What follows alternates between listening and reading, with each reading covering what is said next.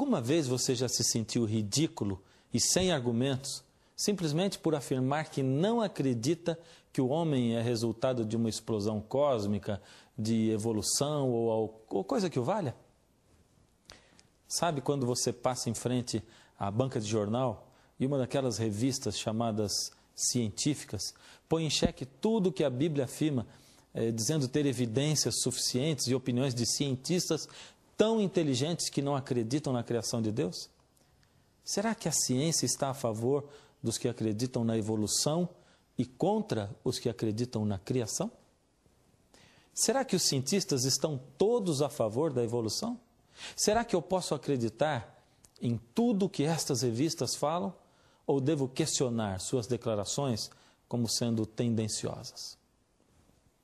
A partir de hoje, você vai entrar com o programa Está Escrito no mundo maravilhoso da ciência e dos cientistas e descobrirá cientificamente que a Bíblia está com a razão.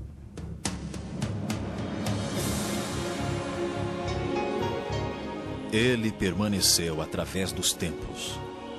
O livro de Deus, a Bíblia. Indispensável em nosso mundo complexo. Está escrito, transmitindo esperança ao redor do mundo. Apresentado por Fernando Iglesias. Hoje, histórias de pescador. A Bíblia diz em Isaías, no capítulo 40, o verso 28, será que vocês não sabem? Será que nunca ouviram falar disso? O Senhor é o Deus eterno. Ele criou o mundo inteiro. Ele não se cansa, não fica fatigado. Ninguém pode medir a sua sabedoria. Paleontologia é o nome da ciência que estuda os fósseis. Bem, e o que são fósseis? Fósseis são o que sobrou de alguns seres vivos que viveram no passado. São esqueletos de seres que morreram e cujos corpos foram rapidamente soterrados. Por ter sido um soterramento assim tão rápido, o esqueleto pode permanecer intacto até hoje. Mais ou menos assim. Vamos supor que há uns 5.000 anos atrás, um lagarto estava andando e de repente foi soterrado em uma grande enchente. Ele foi tão rapidamente soterrado que por condições de temperatura, etc., acabou sendo petrificado. Ou seja, toda a sua carne e músculos foi consumida. Porém, os seus ossos permaneceram intactos e se transformaram em pedra. Então, nossos cientistas hoje descobrem o lagarto, o estudam, e esse esqueleto nos dará informações muito valiosas a respeito da história da vida na Terra. É por isso que os registros fósseis são tão importantes para responder à questão da origem dos seres vivos. A primeira grande declaração de hoje é: embora existam muitos paleontólogos evolucionistas, nunca foi encontrado em nenhum lugar do mundo um fóssil sequer que apoiasse a evolução de maneira substancial. Criacionismo versus evolucionismo. Quem tem razão? Antes de mais nada, o que dizem as duas teorias? Primeiro, o modelo criacionista, ou criacionismo como é chamado.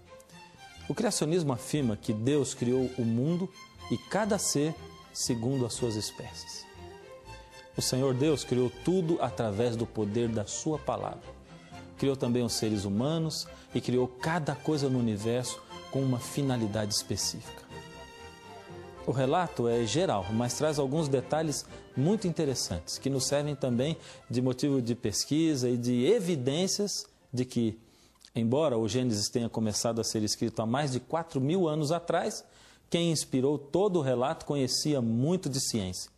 No relato bíblico, Deus oferece ao ser humano liberdade de escolha, e o ser humano escolhe afastar-se da fonte de vida eterna, que é Deus. A partir daí, instala-se então na terra o caos. Segundo o criacionismo, a partir daí, a lei de entropia começa a vigorar e as coisas no mundo começam a piorar cada vez mais.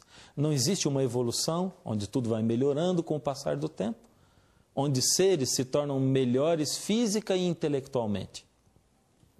Existe sim o início de um desgaste gradativo das raças e do planeta. Todo o modelo criacionista está baseado no relato da Bíblia. Você acha que é necessário muita fé para acreditar nisso? Pois então ouça agora o que diz o modelo evolucionista. A teoria evolucionista também afirma que todos os seres vivos descenderam ou vieram de um ancestral comum, ou seja, de uma única espécie de ser, que a partir daí surgiram todas as outras. Os seres vivos unicelulares foram os que foram formados primeiro. Depois, esses seres unicelulares, segundo o evolucionismo, se transformaram em invertebrados marinhos. Então, os invertebrados marinhos se transformaram em peixes. Esses peixes, mais tarde, supostamente vieram para a terra seca e, ao invés de morrerem asfixiados, como todo peixe, se tornaram répteis. Então, alguns répteis subiram em árvores e, ao invés de caírem, aprenderam a voar, transformando-se em pássaros. Logicamente que outros répteis, segundo os evolucionistas, deixaram de pôr ovos, desenvolveram seu sistema lactante e assim transformaram-se em mamíferos. Então, o que você diz? Você não acha que é preciso muita fé para acreditar nisso?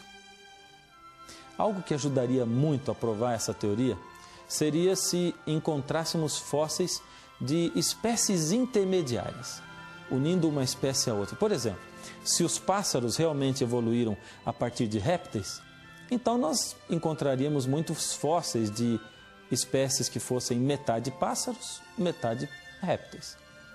Pois isso demonstraria que viveram num certo período. E esses animais intermediários deveriam ter órgãos incompletos também, parcialmente desenvolvidos. O grande problema para o evolucionismo, é claro, é que estes fósseis não existem, nunca foram encontrados. Darwin chamou estas tais espécies hipotéticas, intermediárias, de formas transitórias. Darwin sabia que para comprovar a sua teoria era preciso encontrar no registro fóssil remanescentes de tais formas de transição. No seu livro A Origem das Espécies, Darwin escreveu: se a minha teoria estiver certa, uma enorme quantidade de variedades intermediárias deve ter existido, unindo praticamente todas as espécies do mesmo grupo.